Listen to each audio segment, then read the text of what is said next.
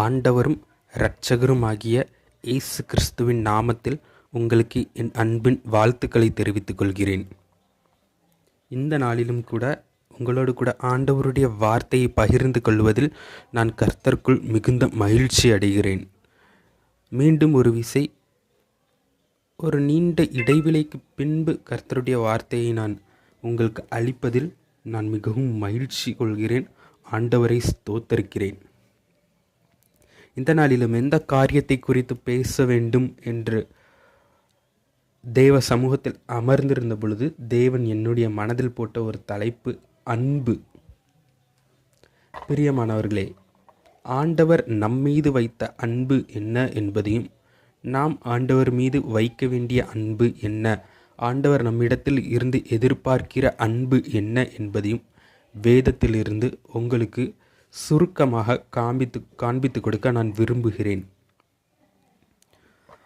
செய்திக்கு ஆதாரமாக எடுத்துக்கொள்ளப்பட்ட வசனம் ரோமருக்கு எழுதின நிருபம் 5வது அதிகாரம் 7 மற்றும் 8வது வசனங்கள். ரோமர் 5, 7 மற்றும் 8 வாசிக்கிறேன், கவனியுங்கள். நீதிமானுக்காக ஒருவன் மரிக்கிறது அரிது, நல்லவனுக்காக ஒருவேளை ஒருவன் மரிக்க துணிவான். நாம் பாவிகளாய் இருக்கையில் கிறிஸ்து நமக்காக மரித்ததினாலே தேவன் நம்மேல் வைத்த அன்பை விளங்க பண்ணினார். கவனிங்க பிரியமானவர்களே, இந்த வசனம் அழகா சொல்லுது. ஒரு நீதிமானுக்காக ஒருத்தன் மரிப்பானான்னு கேட்டால் அதுவே அரிது. நல்லவனுக்காக வேணா ஒருத்தன் மரிக்க துணியலாம். ஆனால் அப்படிப்பட்ட சூழ்நிலையில் ஒருத்தன் நல்லவனாக இருந்தால் தான் அவனோட தீய குணங்கள் வெளிப்படாமல் முழுக்க முழுக்க நல்லவனாக இருந்தால் மாத்திரம்தான் அவனுக்காக ஒருத்தர் உயிரை கொடுக்கறதுக்கான வாய்ப்பு இருக்குது அப்படின்ட்டு வசனம் சொல்லுது. அப்போ கூட கண்டிப்பாக அவனுக்காக ஒருத்தன் உயிரை கொடுப்பான், அவன் மேலே அன்பு வைத்து உயிரை கொடுப்பான்னு சொல்லலை. அப்படி இருந்தால், ஒருவேளை உண்மையிலே நீதிமானாக இருந்தால் அவனுக்காக ஒருத்தன் உயிரை கொடுக்கறதுக்கான வாய்ப்பு இருக்குது அப்படின்னு தான் இந்த ரோமர் 5வது அதிகாரம் 7வது வசனம் சொல்லுது. ஆனால் அதுக்கு அடுத்த 8வது வசனம் பாருங்கள். நாம் பாவிகளாக இருக்கையில், நம்ம பாவியாக இருக்குச்சுல, நம்ம நீதிமானாக இல்லாமல் நம்ம ஒரு தீய பழக்க வழக்கத்தில் இருக்குச்சுல, ஒரு பாவமான வாழ்க்கையில் இருக்குச்சுல. எல்லா மனுஷங்களுக்கும் ஒரு டார்க் சைடு இருக்கும், எல்லா மனுஷங்களுக்கும் ஒரு ஈவில் சைடு இருக்கும். அந்த ஈவிளில் நம்ம இருக்கும்போது, அந்த பாவத்தில் நம்ம இருக்கும்போது, அந்த பாவம் என்னங்கிறத ஆண்டவர் தெரிந்த பொழுதும் கூட, ஒருவேளை இதை கேட்குற உங்கள் மனசில் கூட, உங்களோட வாழ்க்கையில் கூட ஒரு சில அசூசிகள், ஒரு சில பாவங்கள் இருக்கலாம். அந்த பாவம் என்னங்கிறது ஒருவேளை நீங்கள் நேசிக்கிற ஒரு நபருக்கு, உங்களோட அம்மா அப்பாவுக்கு அல்லது உங்களுடைய நண்பருக்கோ, நீங்கள் ரொம்ப நேசிக்கிறதான ஒரு நபருக்கு தெரிஞ்சதுன்னா அவங்க கூட உங்களை வெறுக்கிறதற்கான வாய்ப்பு இருக்குது, அவங்க கூட உங்களை விட்டு விலகிறதற்கான வாய்ப்பு இருக்குது. ஒரு சீக்ரெட் சைடு உங்கள் வாழ்க்கையில் இருக்கலாம். ஆனால் அப்படி இருக்கும்போதும், அந்த சீக்ரெட் சைடு தெரிஞ்சும் உங்களுக்காக ஆண்டவர் மரித்தார், சிலுவையில் இரத்தம் சிந்தினார். அதன் நிமித்தம் உங்களுக்காக மரித்து சிலுவையில் இரத்தத்தை சிந்தி அவருடைய அன்பை விளங்க பண்ணினார். லிசன், இதுதான் ஆண்டவர் நம்ம மேலே வச்ச அன்பு. நம்ம அம்மா அப்பாவுக்கு தெரிஞ்சால் அவங்க கூட வெறுக்கிற மாதிரியான ஒரு வாழ்க்கை, நம்ம ஃப்ரெண்ட்ஸுக்கு தெரிஞ்சால் அவங்க கூட நம்மளை வெறுக்கிற மாதிரியான ஒரு வாழ்க்கை.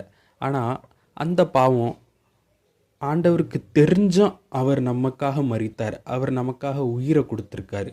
நிறையா பேர் சொல்லுவாங்க, நான் உனக்காக என் உயிரையே கொடுப்பேன்ட்டு. ஆனால் கர்த்தர் அதை செய்து காண்பித்திருக்கிறார். இதுதான் ஆண்டவர் நம்ம மேலே வச்ச அன்பு. உலகத்திலேயே பெரிய பெரிய பெரிய ஈடு இணையற்ற ஒரு மிகப்பெரிய அன்பு. இந்த அன்பு, ஆண்டவர் சிலுவையில் செய்த இந்த செயல்தான் நமக்கு கிருபையாக இன்னைக்கு வெளிப்பட்டு கொண்டிருக்கிறது. இதுக்கு ஈடாக நம்ம ஆண்டவர் மேலே வைக்க வேண்டிய அன்பு என்ன அப்படிங்கிறத நான் உங்களுக்கு காண்பித்து கொடுக்க விரும்புகிறேன். மத்தேயு 22வது அதிகாரம், மத்தேயு சுவிசேஷ புஸ்தகம் 22வது அதிகாரம் 37, 38, 39 வசனங்கள் வாசிக்கிறேன், கவனிங்க. அதற்கு இயேசு அவனை நோக்கி, உன் தேவனாகிய கர்த்தரிடத்தில் உன் முழு இருதயத்தோடும் உன் முழு ஆத்துமாவோடும் உன் முழு மனதோடும் அன்பு கூறுவாயாக. இது முதலாம் பிரதான கற்பனை. இதற்கு ஒப்பனையாயிருக்கிற இரண்டாம் கற்பனை என்னவென்றால், உன்னிடத்தில் நீ அன்பு கூறுகிறது போல பிறனிடத்திலையும் அன்பு கூறுவாயாக என்பதே. லிசன். இந்த வசனம் 37வது வசனம் சொல்கிறத கேளுங்க. கர்த்தரிடத்தில் உன் முழு இருதயத்தோடும் முழு ஆத்மாவோடும் முழு மனதோடும் அன்பு கூறுவாயாக. இது ரொம்பவே நான் உங்களுக்கு சொல்கிற ஒரு விஷயம் சொல்கிறேன். இது ரொம்பவே இந்த வசனம் நீங்கள் மொத்த பைபிளுக்கும் கீழ்ப்படியணும், மொத்த வசனங்களுக்கும் பைபிளின் படியும் வாழணும் நீங்கள் முடிவு பண்ணிட்டீங்கன்னா, இந்த 37வது வசனத்தை உங்கள் லைஃப்பில் ஒரு பேராமீட்டராக செட் பண்ணிங்கன்னா நீங்கள் ஈஸியாக எல்லா வசனத்துக்கும் கீழ்ப்படியலாம். ஃபார் எக்ஸாம்பிள், இப்போ ஒரு வசனம் இருக்குது, உன்னிடத்தில் கேட்குறவனுக்கு கொடு, உன்னிடத்தில் கடன் வாங்க விரும்புகிறவனுக்கு இல்லை என்று சொல்லாதே. இப்போ இந்த வசனத்துக்கு நீங்கள் கீழ்ப்படியணும்னு முடிவு பண்ணிட்டீங்க. ஆனால் எதுக்கு கீழ்ப்படியணும்? கீழ்ப்படுகிறது நிமித்தம் நீங்கள் என்ன ஆண்டவருக்கு தெரிவிக்க விரும்புகிறீங்க? அப்போ தான் இந்த இடத்துல இந்த வசனம் கிரியை செய்து பாருங்கள். நான் ஆண்டவரை நேசிக்கிறேன், நான் என்னோட முழு இருதயத்தோடும் முழு ஆத்மாவோடும் முழு மனதோடும் ஆண்டவரை நேசிக்கிறேன். அதற்காக இந்த வசனத்துக்கு நான் கீழ்ப்படியணும். அந்த அன்பை ஆண்டவருக்கு வெளிப்படுத்தும் விதமாக நான் இந்த வசனத்துக்கு கீழ்ப்படியணும். நான் எதுக்கு சர்ச்சுக்கு ஏர்லியாக வரணும்? நான் எதுக்கு ஊழியத்தில் முன்னாடி நிற்கணும்? நான் எதுக்கு ஆண்டவருக்காக காரியங்களை செய்கிறதுல அதிக பிரயாசப்படணும்? நான் எதுக்கு ஆண்டவருக்காக காரியங்களை சகிக்கணும்? நான் எதுக்கு ஆண்டவருக்காக வாழணும்? ஏன்னா நான் என் ஆண்டவரை முழு மனதோட முழு இருதயத்தோட முழு ஆத்மாவோட நேசிக்கிறேன். அதுக்காக இந்த வசனம், ஒரு வசனத்துக்கு நீங்கள் ஏன் கீழ்ப்படியணும் அப்படிங்கிற ஒரு கேள்வி உங்கள் வாழ்க்கையில் வந்துச்சுன்னா, ஒரு மெசேஜ், ஒரு காரியம் உங்ககிட்ட ஆண்டவர் பேசுகிறாரு, நான் ஏன் ஆண்டவருக்காக இதை செய்யணும் அப்படிங்கிற ஒரு கேள்வி உங்கள் முன்னாடி வந்துச்சுன்னா, அந்த கேள்விக்கு எப்போவுமே பதிலாக இருக்கிற ஒரே வசனம், நான் என் முழு ஆத்மாவோட முழு இருதயத்தோட முழு மனதோட ஆண்டவரை நேசிக்கிறேன், அதுக்காக நான் ஆண்டவருக்கு எதையும் செய்கிறேன்.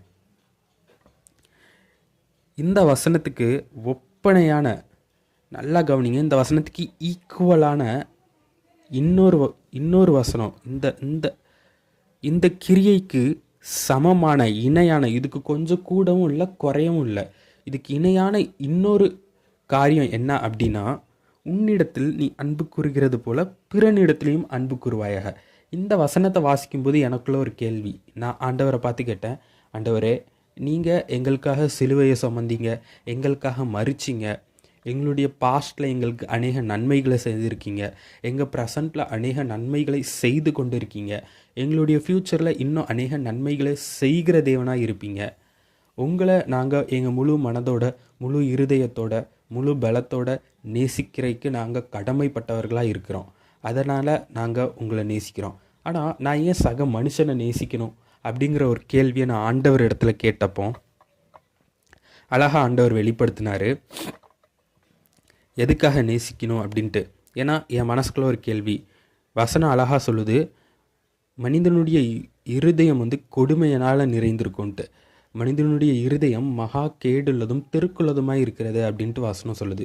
இப்படிப்பட்ட ஒரு மனிதனை நான் ஏன் நேசிக்கணும் அப்படின்ட்டு ஆண்டவர்கிட்ட கேட்டப்போ ஆண்டவர் அழகாக ஒரு வசனத்தை எனக்கு கூட வெளிப்படுத்தினார். ஆதியாகமத்தின் புஸ்தகம் 1வது அதிகாரம் 27வது வசனத்தை வாசிக்கிறேங்க. அவனிங்க, தேவன் தம்முடைய சாயலாக மனுஷனை சிருஷ்டித்தார், அவனை தேவ சாயலாகவே சிருஷ்டித்தார். இந்த வசனம் அழகாக சொல்லுது பாருங்க. நான் ஏன் என்னோட சக மனுஷனை நேசிக்கணும், ஆண்டவரை நேசிக்கிற மாதிரியே நான் ஏன் சக மனுஷனை நேசிக்கணும்னா, நம்ம ஆராதிக்கிற ஆண்டவரோட அதே சாயலில் தான் நம்மளுடைய சக மனிதனும் படைக்கப்பட்டிருக்கிறான், நம்மளும் படைக்கப்பட்டிருக்கிறோம்.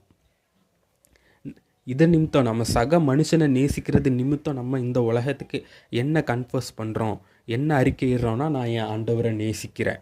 ஆமீன், ஹல்லேலூயா. எத்தனை பேருக்கு இது புரியுதுன்னு தெரில.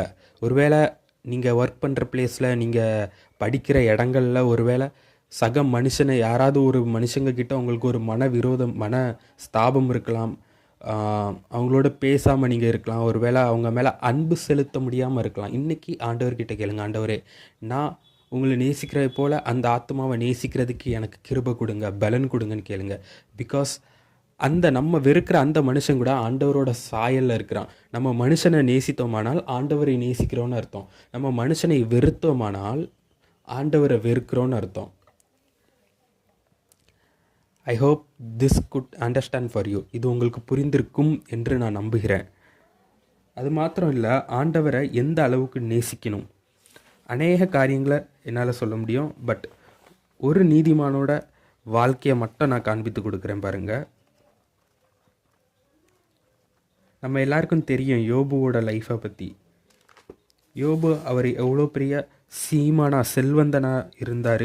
அதுக்கப்புறம் அவர் செல்வந்தராக இருந்தார். அதுக்கப்புறம் அவருடைய வாழ்க்கையில் எப்படிப்பட்ட காரியங்கள் வந்துச்சு, அவருடைய வாழ்க்கை எப்படி மாறுனுச்சு அப்படிங்கிறதெல்லாம் நம்ம படிச்சிருப்போம். அவருடைய இழப்புகள், அவருடைய காரியங்கள் எல்லாம் தெரியும். ஆனால் அவருக்கு அவ்வளோ கஷ்டங்கள் வந்தப்போ பெரிய சீமானாக இருந்தார். டக்குன்னு எல்லாத்தையும் இழந்து போகிறாரு. தன்னோட ஆஸ்தியை இழந்து போகிறாரு. தன்னுடைய மிருக ஜீவன்கள், ஆடு மாடுகளை இழந்து போகிறாரு. தன்னுடைய பிள்ளைகளை இழந்து போகிறாரு. அவருடைய உடலும் வியாதிப்படுது. அந்த சமயத்தில் யோபுவை பார்த்து அவருடைய மனைவி சொல்கிற வார்த்தையை நான் வாசிக்கிறேன், கவனிங்க. யோபு 2வது அதிகாரம் 9வது வசனத்தை வாசிக்கிறேன் பாருங்க. அப்பொழுது அவன் மனைவி அவனை பார்த்து, நீர் இன்னும் உம்முடைய உத்தமத்தில் உறுதியாய் நிற்கிறீரே, தேவனை தூஷித்து ஜீவனை விடும் என்றாள். யோபுவோட ஒய்ஃப் யோபு கிட்ட சொல்கிறாங்க, நீர் இன்னும் எதுக்கு இவ்வளோ உத்தமமாக இருக்கிறீரு? ஆண்டவர் தான் எல்லாத்தையும் உம்மிடத்துல இருந்து எடுத்துக்கிட்டார்லா. உமக்கு தான் இவ்வளோ பெரிய காரியங்களை, இவ்வளோ பெரிய அழிவை ஆண்டவர் உங்களுக்கு தான் ஒப்பு கொடுத்துட்டார்ல, இவ்வளோ பெரிய சோதனையை ஒப்பு கொடுத்துட்டார்ல, நீங்கள் ஏன் இன்னும் உங்கள் உத்தமத்தையே பிடிச்சிட்டு இருக்கீங்க? உங்களுடைய ஆண்டவரை தூஷித்து உங்கள் ஜீவனை விடுங்க, உங்கள் ஆண்டவரை தூஷித்து செத்து போங்க அப்படின்ட்டு யோபுவோட மனைவி யோபுவை பார்த்து சொல்கிறா. ஆனால் யோபு ஒரு ரிப்ளை கொடுப்பாரு பாருங்க. அதுதான் என்னுடைய லைஃப். நான் இந்த காரியங்களை வாசிக்கும் போது என்னை ரொம்ப பாதித்த ஒரு காரியம். யோபு சொல்கிறத வாசிக்கிறேன் பாருங்க. அதற்கு அவன், நீ பைத்தியக்காரி பேசுகிறது போல பேசுகிறாய். தேவன் கையிலே நன்மையை பெற்றுக்கொண்ட நாம் தீமையை பெற வேண்டாமோ என்றான். இவைகள் எல்லாவற்றிலும் யோபு தன் உதடுகளால் பாவம் செய்யவில்லை. பாருங்களேன், யோபு நினச்சிருந்தா, ஆமாம் நம்ம ஒய்ஃப் சொல்கிறது கரெக்டு தானே, நம்ம என்ன தப்பு பண்ணோம், நமக்கு எதுக்கு ஆண்டவர் இதை அனுமதிச்சாரு அப்படின்னு சொல்லி ஆண்டவரை தூஷித்திருக்கலாம். ஆனால் யோபு வாயிலிருந்து ஒரு வார்த்தை வருது பாருங்க, ஆண்டவருடைய கையிலிருந்து நன்மையை பெற்றுக்கொண்ட நாம் தீமையை பெற வேண்டாமோ. இது எவ்வளோ பெரிய ஒரு மெச்சூரிட்டி பாருங்களேன். இந்த மெச்சூரிட்டி நமக்கு இன்னைக்கு நம்மளில் எத்தனை பேருக்கு இருக்குது கேட்டு பாருங்கள். உங்களை நீங்களே செல்ஃப் அனலைஸ் பண்ணி பாருங்கள். நீங்களே உங்களை கொஸ்டின் பண்ணி பாருங்கள். நமக்கு எத்தனை பேருக்கு இன்றைக்கி ஒரு சின்ன பிரச்சனை வந்தால் கூட ஆண்டவரே நீங்கள் ஏன் எனக்கு இதை அனுமதிச்சிங்கன்னு கேட்குறோம். ஆனால் யோபு பாருங்கள், அவருடைய உடல் அழுகி போயிருக்கு, அவர் உடல் முழுக்க அந்த வியாதியின் கொடுமை. ஆனால் அந்த சமயத்துலையும் யோபு ஆண்டவரை எவ்வளோ மேன்மைப்படுத்துகிறாரு பாருங்களேன். அப்படின்னா ஆண்டவர் மேலே யோபுக்கு எவ்வளோ பெரிய அன்பு இருந்திருக்கும். நான் நம்புறது என்னன்னா, யோபு அவருடைய முழு ஆத்மாவோடும் முழு இருதயத்தோடும் முழு பலத்தோடும் ஆண்டவரை நேசித்திருக்கிறார் அப்படின்ட்டு நம்புகிறேன். அதனால தான் அவர் வாயிலிருந்து இப்படி ஒரு வார்த்தை புறப்பட்டு வந்துச்சு. ஆண்டவருடைய கையிலிருந்து நன்மையை பெற்றுக்கொண்ட நான் தீமையை பெறும்போது நான் அவரை மறுதளிக்கக்கூடாது அப்படிங்கிற ஒரு மனப்பான்மை அது என்னை ரொம்ப உடைச்சிது. இந்த காரியங்களை வாசிக்கும்போது என்னுடைய இருதயத்தை மிகவும் உடைத்து போட்ட ஒரு காரியம். அதே போல் யோசேப்பும் அப்படி தான். போர்த்திபாலின் மனைவி அவனை தனிமையில் தவறு செய்ய இழுக்கும்போது வஸ்திரத்தை விட்டுட்டு ஓடுதான். என்ன சொல்லி ஓடுறான் பாருங்க, என் தேவனுக்கு விரோதமாக இத்தனை பெரிய பொல்லாங்கான பாவத்தை நான் எப்படி செய்வேன் அப்படின்னு சொல்லிட்டு விட்டு ஓடுறான். அப்படின்னா அவன் ஆண்டவரை எந்த அளவு நேசிச்சிருப்பான் பாருங்க. அந்த பழைய ஏற்பாட்டின் நீதிமான்களை பார்க்கலன்னு புதிய ஏற்பாட்டில் கிருபையின் பிரமாணத்தில் நம்ம அதிகமாக நீதி செய்கிறவங்களா இருக்கணும். ஏன்னா நமக்காக ஆண்டவர் அவர்களுக்கு ஒரு வாக்குத்தத்தம் இருந்துச்சு, மேசியா வருவார், அவங்களுக்காக மரிப்பார்னு. அதை நம்பியே அவங்க இவ்வளோ ஸ்ட்ராங்காக வாழ்ந்துருக்காங்க. ஆனால் நமக்கு ஆண்டவர் வந்து மரித்து நம்மளுடைய பாவங்களுக்கு பே பண்ணிட்டாரு. அவங்க போஸ்ட் பெய்டு, நம்ம ப்ரீபெய்டு. நம்ம ஆல்ரெடி நமக்கான பாவங்களுக்கான மன்னிப்பு பே பண்ணப்பட்டிருக்கு. மன்னிப்புக்கான கிரயத்தை ஆண்டவர் செலுத்தியிருக்காரு. அப்போ நம்ம எந்த அளவுக்கு ஆண்டவர் மேலே அன்பு செலுத்தணும். ஆனால் நீங்கள் யோசிச்சு பாருங்கள், இன்றைக்கி அந்தளவு நம்ம அன்பு செலுத்துகிறோமா? நம்ம ஆதியில் ரட்சிக்கப்பட்ட நாட்களில் ஆண்டவர் மேலே வைத்திருந்த அன்பு இன்னைக்கு இருக்குதா? ஆண்டவர் மேலே ஏதோ ஒரு விஷயத்தில் நம்ம குறைவுபட்டிருக்கிறோம் தானே. அப்படி யாராவது ஃபீல் பண்ணிங்கன்னா, நான் ஏதோ ஒரு விஷயத்தில் குறைவாக இருக்கிறேன் அப்படின்னு நீங்கள் ஃபீல் பண்ணிங்கன்னா, ப்ளீஸ் இன்றைக்கி நீங்கள் போய் உங்கள் பர்சனல் பிளேஸில் ப்ரேயர் பண்ணுங்கள். நீங்கள் எவ்வளோ பெரிய பாவத்தில் கூட இருக்கலாம், ஆனால் ஆண்டவர் திருப்பியும் உங்களை எடுத்து பயன்படுத்த வல்லவராக இருக்கிறார். ஆண்டவர் சொல்கிற ஒரு அழகான வசனம், நீ சகலத்தையும் திருப்பி கொள்வாய். நீ என் சமூகத்தில் வந்து உட்கார்ந்தனா, நீ என் சமூகத்தில் வந்து முழங்கால் படிக்கிட்டனா, இன்றைக்கி நீ திரும்ப மனதாக இருந்து வந்தனா, நீ எவ்வளோ பெரிய பாவத்தில் வேணாலும் இருக்கலாம். ஒருவேளை நீங்கள் நினைக்கலாம், என்னெல்லாம் ஆண்டவர் திருப்பி எடுத்து பயன்படுத்தவே மாட்டார் பிரதர், நான் துரோகி பிரதர், நான்லாம் வந்து கஷ்டம், என்னெல்லாம் ஆண்டவர் திருப்பி தொடுறதுக்கான வாய்ப்பே இல்லை, நான் ஆண்டவரை விட்டால் அவ்வளோ தூரம் விலகி போயிட்டேன். லிசன் லிசன் லிசன், கெட்டு போனதை ரட்சிக்கிறதுக்காக தான் ஆண்டவர் வந்தார். காணாமல் போன ஒரு ஆட்டை தேடி தான் ஆண்டவர் வந்தார். 100 ஆட்டில் 99 ஆட்டை விட்டுட்டு அந்த காணாமல் போன ஒரு ஆடை தான் தேடி வந்தார். இன்றைக்கி நீங்கள் நினைக்கிறீங்களா, வாய்ப்பே இல்லை, ஆண்டவர் என்னை தொடவே மாட்டார், என்னை வந்து பயன்படுத்தவே மாட்டார், ஆண்டவர் முன்னாடி வந்து நிற்கிறதுக்கான தைரியம் எனக்கு இல்லைன்னு நீங்கள் கில்ட்னஸில் இருக்கீங்கள. நீங்கள் தான் ஆண்டவருக்கு வேணும். நீங்கள் தான் ஆண்டவருடைய கரத்தில் பயன்படுகிற கருவியாக மாற போகிறீங்க. உங்களுக்கு இந்த சிசுவாசமும் நம்பிக்கையும் இருந்ததுன்னா, ஒரு விசை இன்றைக்கி நீங்கள் தேவ சமூகத்துக்கு போங்க, முழங்கால் படியிடுங்க. ஆண்டவரே, ஒரு விசை அந்த சிம்சோன் ஆண்டவர்கிட்ட இறுதியாக கேட்பார், ஆண்டவரே ஒரு விசை எனக்கு வந்து வாய்ப்பு கொடுங்க அப்படின்ட்டு. சிம்சோன் வந்து விசுவாச வீரர்கள் பட்டியலில் இருந்து நீங்கி போக வேண்டியவர். ஆனால் அந்த கடைசி தருணத்தில் அந்த ஒரு செகண்டு ஒரு வார்த்தை, ஆண்டவரே மீண்டும் ஒரு விசை எனக்கு ஒரு சான்ஸ் கொடுங்க அப்படின்னாரு.